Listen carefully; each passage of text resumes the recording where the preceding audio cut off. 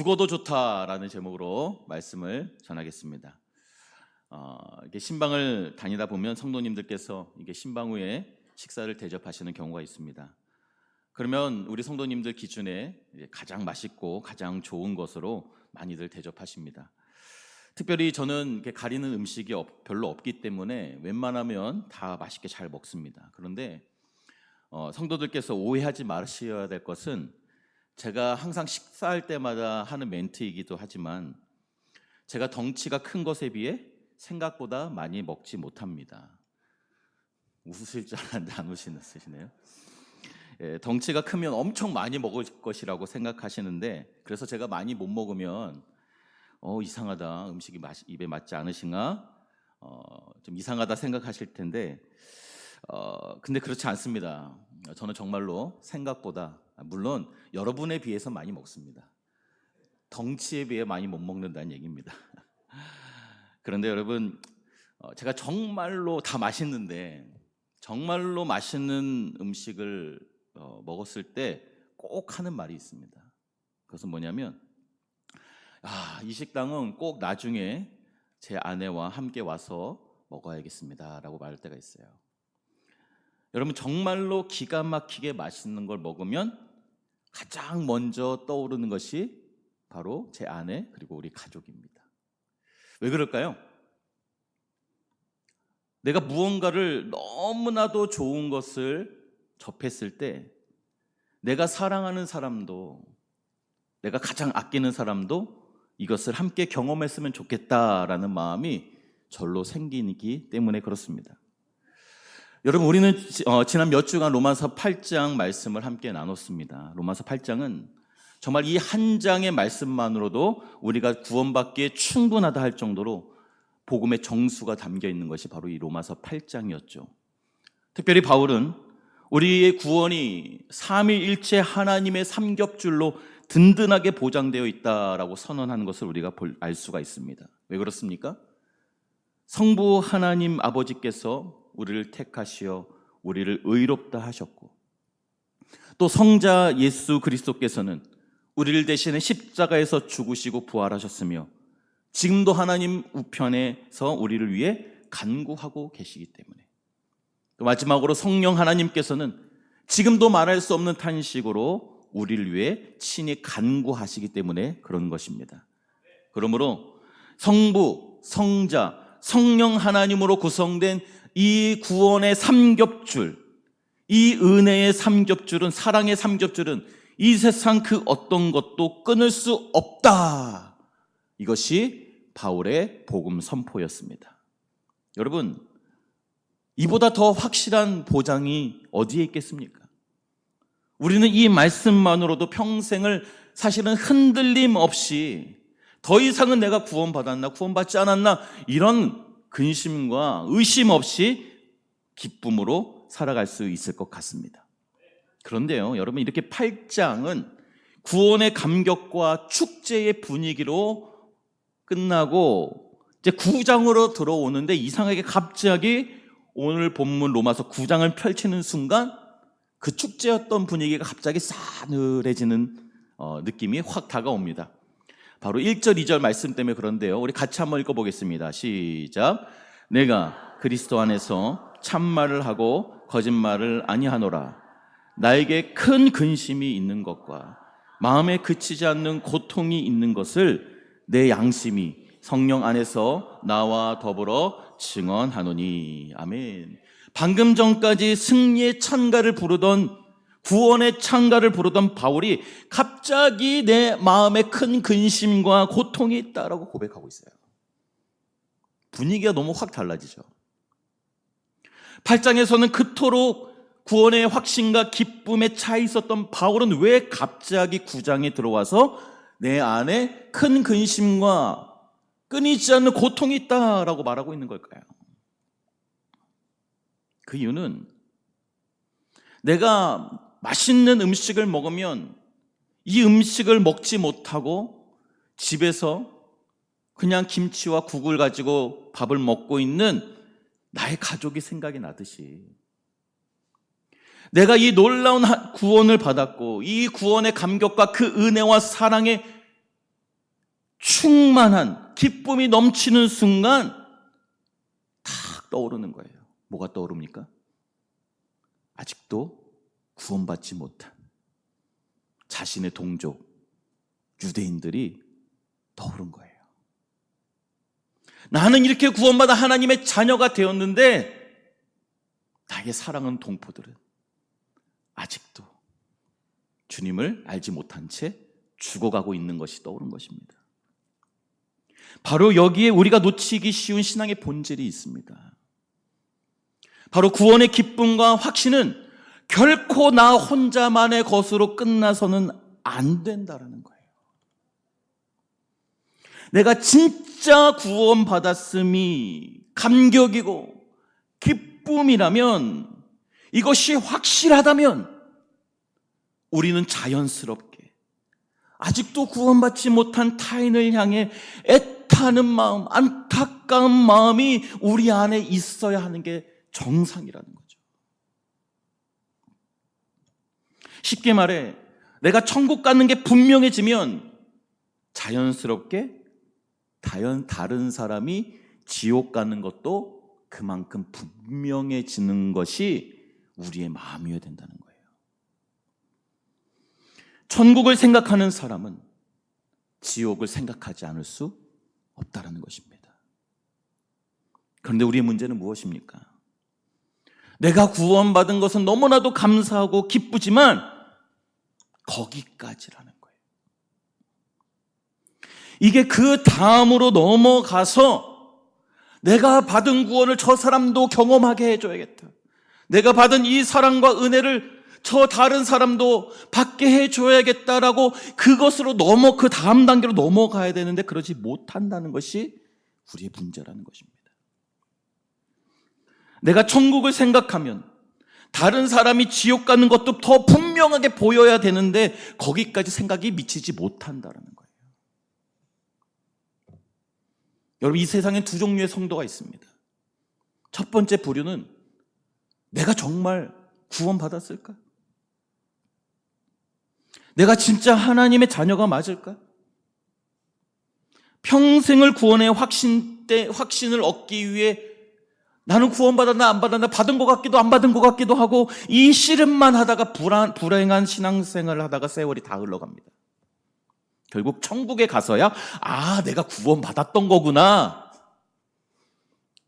천국에 가서야 확신을 얻는 성도가 있고요. 두 번째 부류는 구원의 확신은 있지만 그 다음부터는 그 다음 단계를 넘어가지 못하고 오직 한 가지, 하나님께서 나에게 더 많은 은혜를 주시기를, 내가 더 큰 복을 받기를, 내 삶이 형통하고 내 삶을 평안하게 해주시기를, 오직 내 건강, 오직 내 가정, 오직 내 사업, 내 일터, 내 자녀, 내 문제, 신앙생활의 모든 것이 나로 시작해 나로 끝나는 성도가 있다는 것입니다.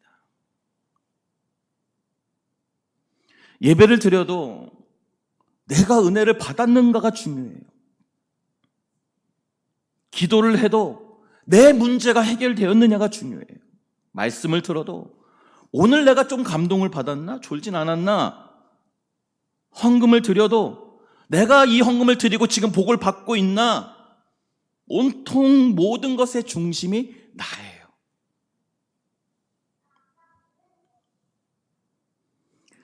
김수영 시인이란 분이 어느 날 고궁을 나오면서라는 시를 썼습니다. 그분은 이 시에서 제가 다 읽어드릴 수는 없고요. 이 시에서 이 김수영 시인은 비겁한 자신의 모습을 고백하고 있는데요. 이 시의 첫 소절이 이렇습니다. 왜 나는 조그마한 일에만 분개하는가? 왜 나는 조그마한 일에만 분개하는가? 시인이 얘기하는 것은 내가 조국에 잃어버린 자유에 분개하는 게 아니라 50원짜리 기름덩어리 갈비에 분노한다는 거예요. 옹졸하게 그저 설렁탕집 아주머니에게 분노를 표출한다는 거죠. 땅 주인 대신 미용사에게 분노하고, 구청 직원이 아닌 야경꾼에게 분노하고, 힘이 필요하고 저항이 필요한 곳에서는 살짝 옆으로 피하면서 그 옆에 힘없고 작은 것에만 분노하고 있는 비겁하고 옹졸한 자신을 탓하는 시가 바로 저 시입니다. 그런데 여러분, 우리의 신앙도 이와 같지 않습니까? 정작 중요한 일, 본질적인 일에는 마음을 쓰지 않고 비본질적이고 사소한 것에 분노하고 너무 많은 소비를 하고 있어요. 신앙의 본질에서는 옆으로 살짝 비켜 있으면서 옹졸하게 내 편안함만, 내 만족만, 내 뜻만, 내 유익만 챙기려고 하고 있지 않느냐는 거예요. 누군가에게 조금이라도 상처를 받으면 그 받은 것에 배는 돌려줘야 기분이 풀리고, 누군가가 나를 힘들게 하면, 누군가가 날 섭섭하게 하면 그 사람과의 관계를 신속히 단절하고 더 이상 그 사람의 내 기도 제목에서 사라져버리는. 더 심각한 거는요, 누군가가 좋은 일을 하면, 선한 일을 하면 격려해주고 칭찬해주는 게 아닌, 에휴 잘났다 잘났어, 뭘 저렇게까지 티나게 자랑하는 거야 뭐야. 여러분, 내가 진짜 구원받은 하나님의 자녀가 된 사람이라면 이럴 수 없다는 거예요. 이럴 수 없어요. 내가 받은 이 구원의 감격과 기쁨을 저 사람도 느꼈으면 좋겠다, 내가 받은 이 은혜를 저 사람도 경험했으면 좋겠다 하는 게 진짜 구원받은 하나님의 자녀의 자세요. 바로 이러한 마음을 뭐라고 하느냐? 이게 선교예요. 이게 선교예요. 내가 받은 은혜를 저 사람도 받았으면 좋겠다. 여러분, 전도나 선교는 다른 게 아니에요. 내가 주 안에서 누리고 있는 이 모든 것을 다른 사람도 누릴 수 있도록 도와주는 것, 이것이 선교요, 전도입니다.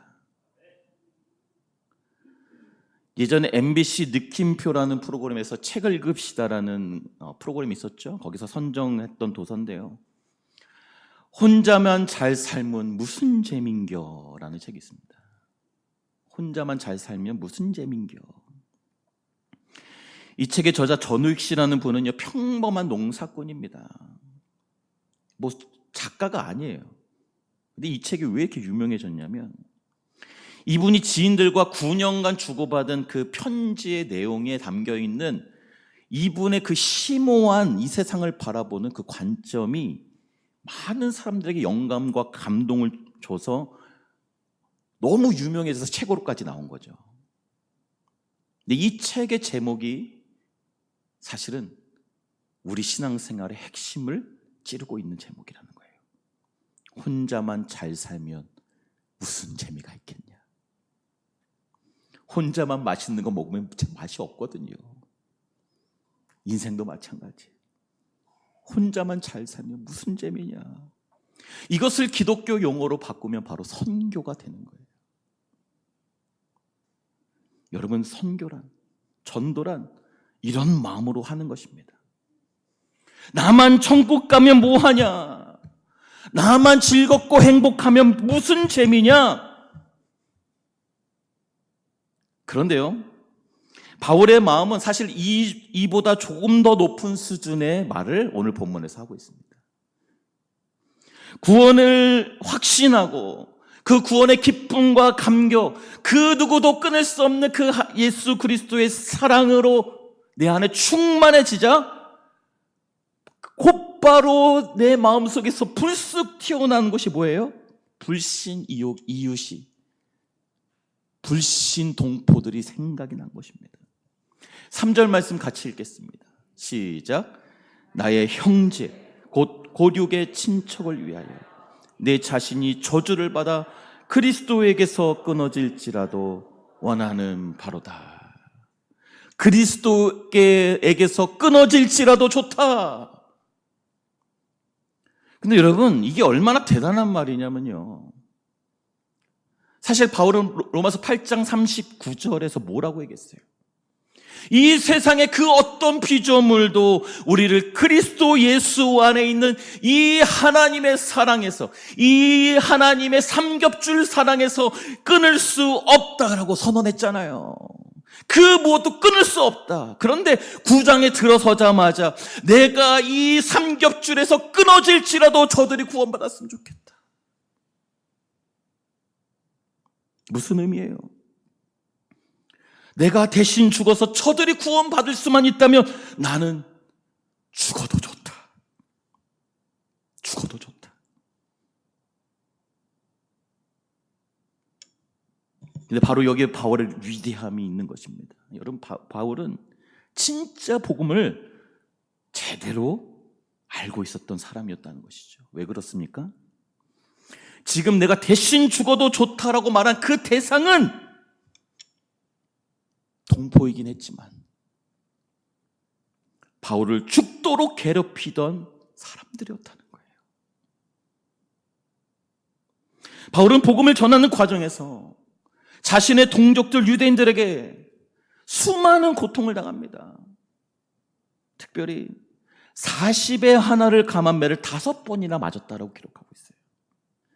40에 하나 감한 것은 뭡니까? 39대를 맞았어요. 왜 39대를 때렸을까요? 40대를 맞으면 대부분 사람들이 죽었기 때문에 그렇습니다. 무슨 말이에요? 바울은 거의 죽을 뻔한 매질을 5번이나 당한 거예요. 5번의 죽음의 고비를 넘긴 거예요. 동포들에게. 여러분이라면 어떻게 하시겠어요? 그런 일을 한 번만 당해도 나는 다시는 저 사람들 향해 복음을 전하지 않을 거다. 다시는 저들 위해 기도하지, 다시는 저 사람 쳐다보지도 않을 거야. 이제 그만하겠습니다. 난 할 만큼 다 했어요. 제가 왜 저들 때문에 이런 고생을 해야 됩니까? 이러지 않겠어요, 우리는? 근데 바울은 달랐어요. 5번의 죽을 고비를 넘기면서도 그를 그렇게 힘들게 한 자신의 동포들 향한 마음을 버리지 않았다는 거예요. 오히려 그들을 향해 내가 저들이 구원받을 수만 있다면 나는 죽어도 좋다. 이런 엄청난 핍박에도 바울의 마음은 자신을 넘어서, 내 울타리를 넘어서, 담장을 넘어서 저들이 구원받지 못하고 있음에 내가 죽어도 좋다라고 분개하고 있는데,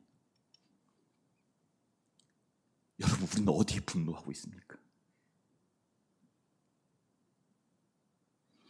작은 것에 너무 과격하게 반응하고 있지 않으세요? 비본질적인 것에 감정을 표출하고 있지 않으시냐는 거예요. 우리의 이 작은 것에 과격하게 반응하는 것이 반대로 바울처럼 저들을 위해서라면, 그 사람을 위해서라면 내가 죽어도 좋다, 이렇게 사랑하고 전도하시는 일에 조금 더 과격하게 반응하시기를 주님의 이름으로 축복합니다. 그런데 바울만 이렇게 과격한 사랑을 보인 것이 아닙니다.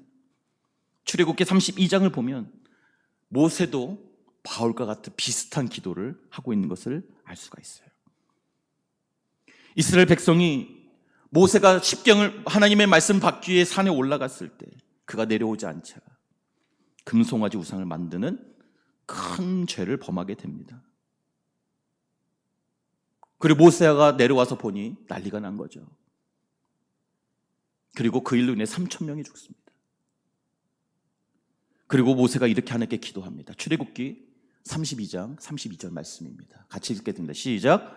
그러나 이제 그들의 죄를 사하시옵소서. 그렇지 않으냐시우면 원하건대 주께서 기록하신 책에서 내 이름을 지워버려 주옵소서. 하나님, 저들을 용서하지 못하시겠거든 나도 죽여주십시오. 아니, 나는 죄가 없고 죄를 지은 사람은 저 사람들인데, 금송아지를 만들어서 우상숭배에 죽어 마땅한 자들인데 왜 모세는 나도 죽여달라고 이렇게 얘기하고 있는 걸까요? 자기들이 범죄한 그 사실조차도 무엇을 잘못했는지도 모른 채 그저 저 지옥불에 떨어질 수밖에 없는 자신의 동족들, 이스라엘 백성이 너무나도 불쌍했던 거예요. 그들의 행위는 너무나도 괘씸하고 죄가 분명하지만 불쌍했던 거예요. 정말로 사랑하면, 진짜 내가 하나님의 사람이라면 나도 죽여달라 할 수 있는 거예요. 마가복음 2장에 나오는 사람들도 이런 과격한 사랑을 보여줍니다. 그들은 중풍병자를 예수님께 데려가려고 했는데 사람이 너무 많아서 접근할 수가 없었어요. 그래서 처음에 어떻게 했겠어요? 성경에 나오진 않지만 사람들이 부탁하지 않았겠어요? 길 좀 비켜주세요. 이 사람은 중환자예요. 예수님을 꼭 만나야 돼요. 부탁했겠죠. 하지만 여러분 그거 아세요? 아무도 길을 비켜주지 않았어요. 왜 그랬을까요? 내가 은혜 받는 게 중요한 거예요.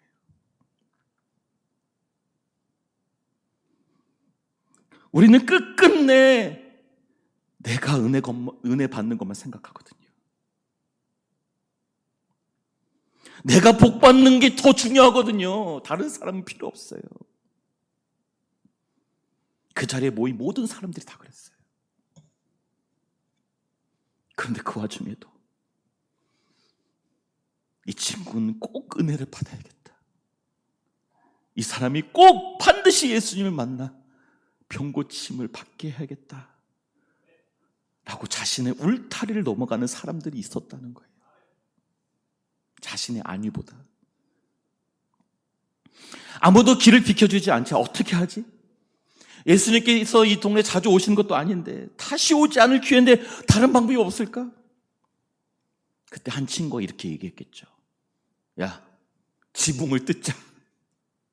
지붕을 뜯자.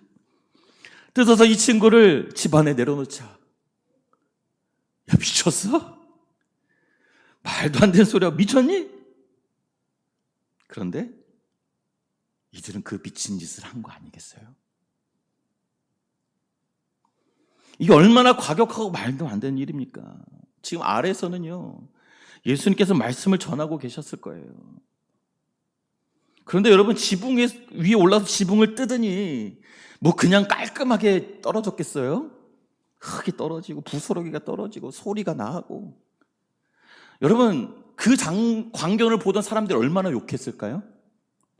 미쳤네, 제정신들이 아니래. 뭐 하는 거야? 그 집주인은 어떻게 했겠어요?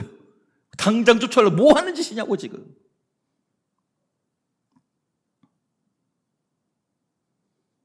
왜 우리는 조그마한 일에만 분노하는가? 중풍병자에게 길을 비켜주지 않은 일에는 전혀 관심도 없다가 사람 살리겠다고 지붕을 뜯자 분노하는 거예요.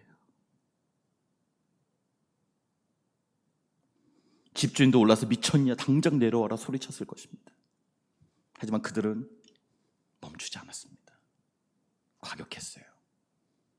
지붕을 뚫고 중풍병자를 예수님 앞으로 달아내렸습니다. 이런 일은 전혀 없었던 일이에요. 아무도 생각해보지 못한 일이었어요. 어떻게 이런 생각을 할 수 있었을까요? 다른 게 아니에요. 내가 받은 은혜, 이 친구가 꼭 받았으면 좋겠다. 어떻게든 이 친구가 예수님을 만났으면 좋겠다는 그 마음 하나, 이것이 모세와 바울과는 또 다른 과격함이었습니다. 이쯤에서 우리는 나 자신에게 질문해야 됩니다. 왜 나는, 나의 믿음은 다른 사람을 구원한 믿음이 되지 못하는가? 왜 내 믿음은 늘 내 안에서만 맴도는가? 왜 나는 내 울타리를 넘지 못하는가? 그럼 우리는 어떻게 해야 합니까? 어떻게 하면 바울처럼, 모세처럼, 중풍병자의 이 친구들처럼 우리의 관심이 나 자신을 넘어 다른 사람으로 향할 수 있을까요? 먼저 첫 번째, 우리는 이제는 내가 구원 받았는지 안 받았는지에 대한 질문을 이제 그만하세요. 아멘? 서두에 말씀드렸던 것처럼 우리의 구원은 성부, 성자, 성령 하나님의 삼겹줄로 이미 보장되어 있습니다. 그 무엇도 끊을 수 없음을 믿으시고 이것으로 충분하다 여기시고 더 이상 구원 받았네 안 받았네 근심하지 마시길 바랍니다. 두 번째로, 내가 더 은혜 받고 나만 복 받는 일에만 골몰하는 것도 이제 멈추시길 바래요. 물론 하나님께서 나에게 은혜 주시고 복 주신 거 나쁜 것이 아니죠. 하지만 그것이 우리의 신앙의 전부가 되어서는 안 된다는 거예요. 마태복음 6장 33절 뭡니까? 그런즉 너희는 먼저 그의 나라와 그의 의를 구하라. 그러면 이 모든 것을, 너가 원하는 복을 내가 다 더해 줄게. 이 말씀처럼 하나님 나라의 의를 구하며 복음 전파자의 삶, 죽어도 좋다라는 마음으로 선교사적 삶을 살 때 하나님께서는 이미 우리 안에 필요한 것이 무엇인지 아시고 그 선교사적 삶을 더 잘 살게 하시기 위해 우리를 채워주실 줄로 믿으시고 이제 나의 관심을 다른 곳으로, 울타리 밖으로 돌리시기를 바랍니다. 마지막 세 번째로, 조금은 과격하게 사랑하시길 바라요. 오늘 말씀드렸던 인물들이 과격해지려고 해서 과격한 것이 아니라 그들을 너무나도 뜨겁게 사랑했기 때문에, 불쌍히 여겼기 때문에 과격하게 사랑했던 것입니다. 우리에게도 이런 뜨거운 사랑이 있습니까? 불신 가족을 향한 애타는 애절한 마음이 있으세요? 바울처럼 나를 향한 시기와 질투와 공격도 넉넉히 이겨낼 만한 과격한 사랑이 저와 여러분에게 있으십니까? 길이 막혔다고요? 지붕을 뚫으십시오. 사람들이 나를 욕한다고요? 그저 불쌍한 마음으로 감수하세요. 비용이 든다고요? 지불하십시오. 시간이 없다고요? 만들어내십시오. 확보하세요. 그들이 거절한다고요? 또 계속 시도하십시오. 이것이 선교입니다. 내가 구원받았다는 확신이 없다면 이렇게 할 필요는 없어요. 하지만 내가 구원받은 것이 확실하다면 이제 우리는 다른 사람의 구원을 위해 내 모든 것, 죽어도 좋다, 쏟아 부을 수 있게 될 것입니다. 결론입니다. 영상 하나 보고 오겠습니다.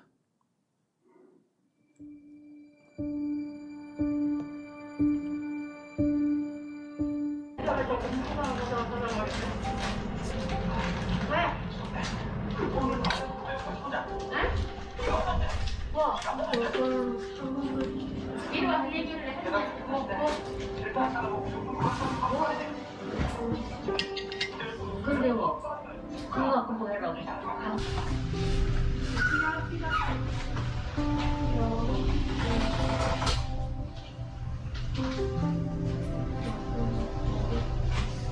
네?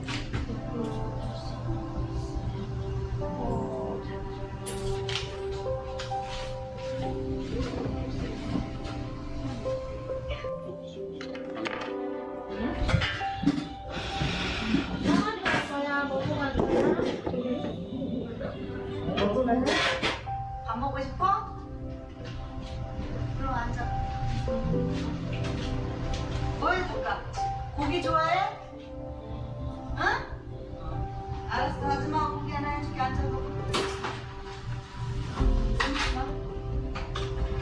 좀 달라고? 응? 밥 먹어 배가 고파? 그래 밥 먹어. 뭐 먹을래? 네가 맘대로 골라. 아무거나 주제가 아니라 그 골라 먹고 가. 할머니 괜찮아? 너 먹고 싶은 거를 먹어.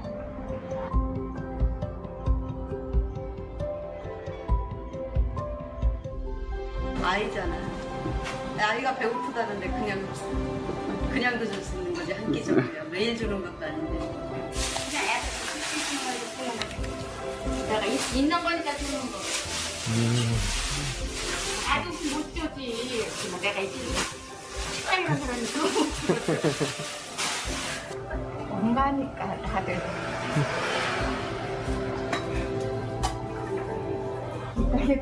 하지마.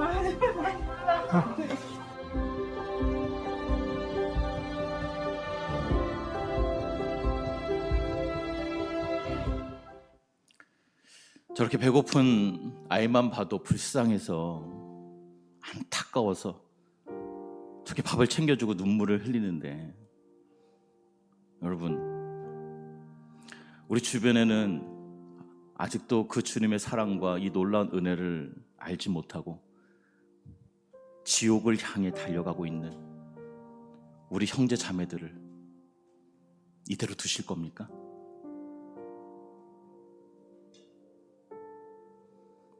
세상은 점점 더 악해져만 가고 우리 주님 다시 오실 날 머지 않았는데 여전히 이 조그마한 일에만 분개하고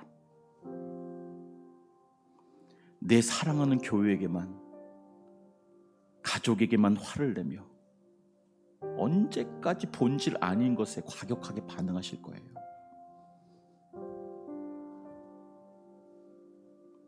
사랑하는 성도 여러분, 본질로 돌아갑시다. 저들이 구원을 받을 수만 있다면 주여 내가 죽어도 좋습니다.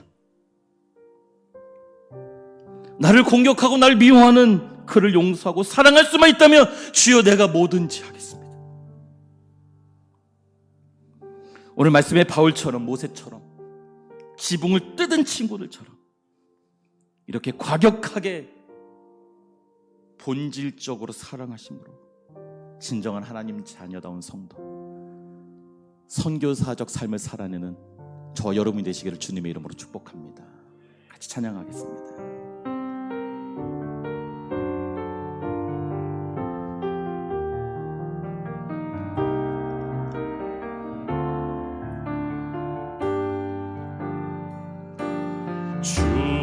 주님이 홀로 가신 그 길 나도 따라가오.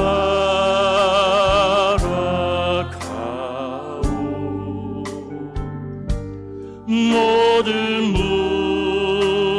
물과 피를 흘리시 그 길은 나도 가오. 험한 산도 나는 괜찮소. 바다 끝이라도 나는 괜찮소.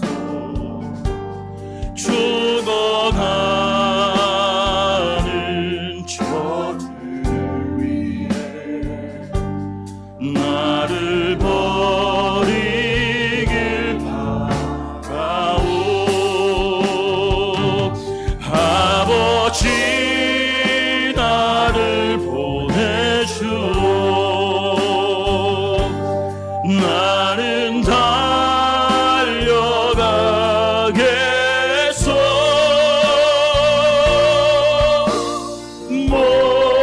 목숨도 아끼지 않겠소. 나를 보내. 험한 산도 나는 괜찮소. 험한 산도 나는 괜찮소. 바다 끝이라도 나는 괜찮소.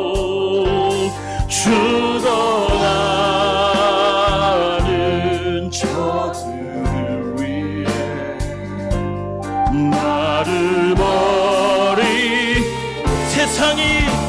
나를 미워해도 세상이 나를 미워해도 나는 사랑하겠어.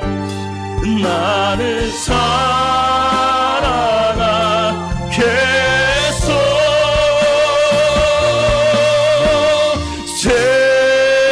세상을 구원한 십자가 나로 따라 생명을 버리시면서까지 생명을 버리면서 나를 사랑한 주님, 나를 사랑한 주님, 이 작은 나를 받아주소서. 이 작은 나를 받아주오. 나로 아버지 나를 보내주오. 아버지 나를 보내주오. 아멘. 나는 달려가게 주여. 죽어도 좋습니다. 목숨도 아끼지 않겠소. 나를 보내주오. 우리 시간 말씀을 기억하며 기도하실 때 하나님, 이제 내 관심이 나를 넘어서 구원을 받지 못한 한 사람을 향하여, 나의 이웃을 향하여, 내 교우를 향하게 하여 주옵소서. 바울처럼, 모세처럼, 지붕을 뜯은 친구들처럼 뜨겁게 과격하게 사랑하겠다고 이 시간 주여 외치고 결단하며 기도하겠습니다. 주여.